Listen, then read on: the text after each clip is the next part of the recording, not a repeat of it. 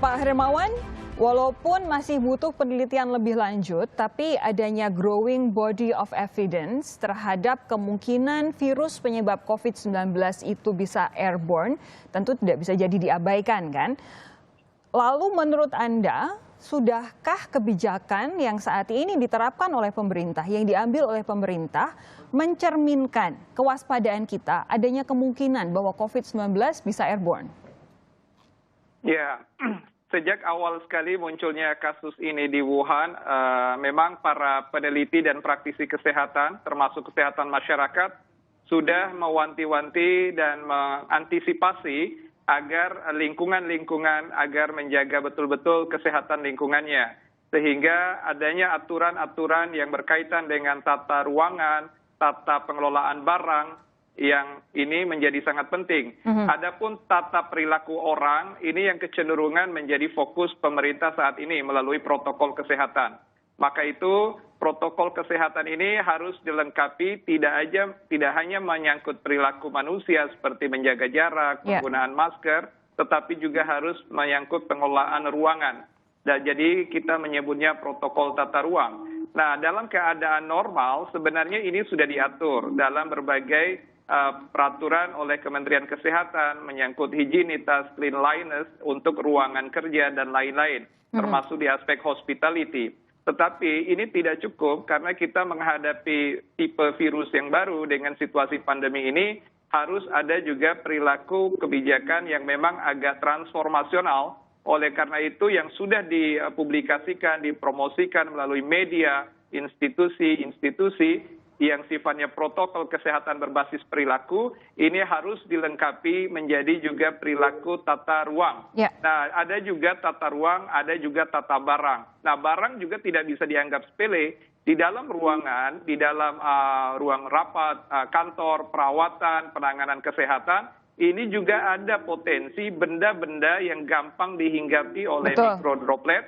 Ada juga benda-benda yang gampang dibersihkan atau didisinfektan. Nah, ini semua harus diatur, walaupun sekarang tidak banyak kebijakan dan promosi kesehatan yang mengarah ke sana, justru dengan adanya potensial aerosol transmission yang diingatkan oleh pakar-pakar di dunia, 239 peneliti kepada WHO, ini menjadikan pintu masuk sebagai pembelajaran buat kita semua oleh pemerintah terutama, dan kita juga sebagai masyarakat, agar berperilaku kehati-hatian, kewaspadaan tinggi, apalagi di ruangan tertutup. Begitu. Begini, yang dibaca oleh masyarakat belakangan ini adalah banyak upaya untuk mengingatkan masyarakat untuk mencuci tangan secara rajin, menggunakan masker, terus kemudian menjaga jarak. Tapi di sisi lain, kebijakan-kebijakan pemerintah ini juga tidak banyak yang kemudian agak kontradiktif begitu dengan temuan terbaru ini.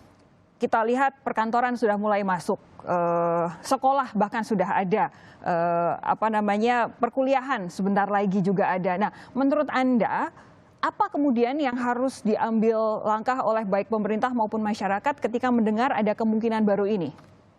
Makanya dari awal kami sangat berhati-hati dan juga mengingatkan pemerintah juga agar berhati-hati, tidak sampai gegabah ketika membuka seluruh sektor kehidupan, terutama yang berkaitan dengan tertiary activities atau tertiary need, seperti sektor-sektor pariwisata, sektor-sektor olahraga yang tidak ada relevansi langsungnya dengan kebutuhan dasar.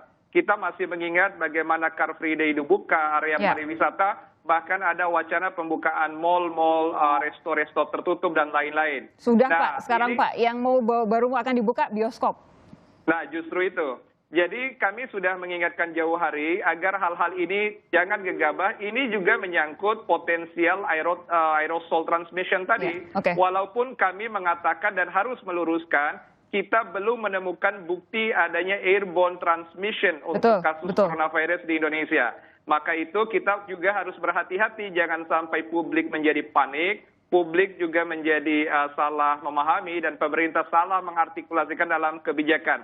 Yang ada adalah berupa himbauan, terutama dalam lingkungan tertentu yang sifatnya tertutup dengan adanya potensial aerosol transmission. Tetapi airborne dalam arti aktivitas publik secara statistikal dan output data kita belum menemukan adanya bukti penularan yang melalui udara bebas di aktivitas luar rumah begitu. Pak Amin, bagaimana dengan protokol kesehatan yang diterapkan oleh pemerintah? Tadi disampaikan oleh Pak Hermawan seharusnya ada peraturan soal tata ruang. Apakah ini sudah bisa diterapkan, Pak Amin?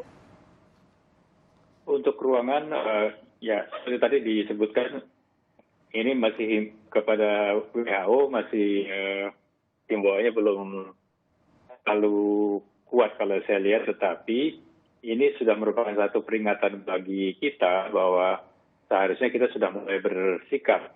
Dan seperti tadi saya sampaikan, di rumah sakit itu sudah menjadi satu standar perilaku dan juga desain dari ruangan. Nah, kalau kita ingin tempat kerja dimanapun, juga tempat belanja atau di bioskop itu juga aman, tentunya kita sudah dari saat ini sudah harus bisa mulai menyesuaikan ruangan-ruangan itu dan setidaknya memeriksa apakah desainnya itu sudah sesuai tadi saya sudah sebutkan, misalnya di hotel. Kalau misalnya udara dari sebelah kamar kemudian mengalir masuk ke kamar sebelahnya, maka penularan bisa terjadi dari orang yang menginap di sebelah kemudian ke penghuni hotel yang lainnya. Nah, ini yang harus mulai dilakukan. Kita tidak perlu menunggu sampai ada kasus penularan atau mendapatkan bukti yang sangat kuat baru bertindak. Tapi kalau ini sudah merupakan satu peringatan, dan kita tahu bahwa aerosol itu mungkin terjadi kalau ada prosedur tertentu. Ini contohnya di rumah sakit sekali lagi, tapi di tempat umum mungkin saja terjadi. Ibu Diah, jadi rekomendasi dari WHO untuk bisa diterapkan oleh negara-negara apa ini? Sementara ini masih sama di publik memakai masker kain, kemudian tadi seperti Prof. Amin sampaikan untuk aerosol generating procedure di rumah sakit, berarti memakai APD lengkap dengan masker N95, termasuk juga di puskesmas untuk tenaga kesehatan yang melakukan pemeriksaan swab dan lain-lain. Cuci tangan, physical distancing, tidak mengisi satu ruangan dengan terlalu penuh orang, bebannya dikurangi dan tidak berkerumun. Terakhir, Pak Hermawan, jadi untuk kasus ini, untuk spesifik saat ini, adanya kemungkinan airborne, apa tindakan pertama yang harus dilakukan oleh pemerintah? Kita tahu disiplin pribadi masyarakat penting, tapi regulasi pemerintahlah kemudian yang memberikan guidance untuk tindakan masyarakat. Silakan, Pak Hermawan. Ya, pertama berupa appeal ya, atau himbauan dan juga guidance tadi dalam bentuk protokol yang sifatnya edaran atau juga himbauan tertulis kepada multi stakeholders, terutama di sektor-sektor kehidupan kita, di sektor peribadatan, pariwisata, ekonomi, perkantoran, industri, dan lain-lain.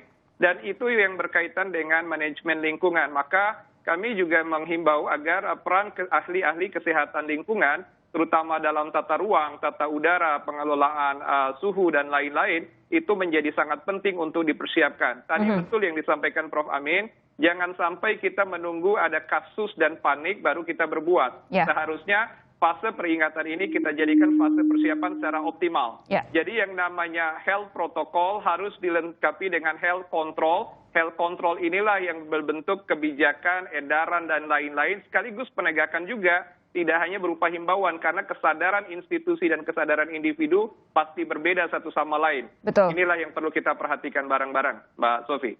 Baik, terima kasih Pak Hermawan Saputra, Dewan Pakar Ikatan Ahli Kesehatan Masyarakat Indonesia, Pak Amin Subandrio, anggota pakar medis, gugus tugas COVID-19, dan juga Ibu Diah Saminarsih, Senior Advisor to Director General on Gender and Youth, World Health Organization, sudah bergabung malam hari ini di Sapa Indonesia.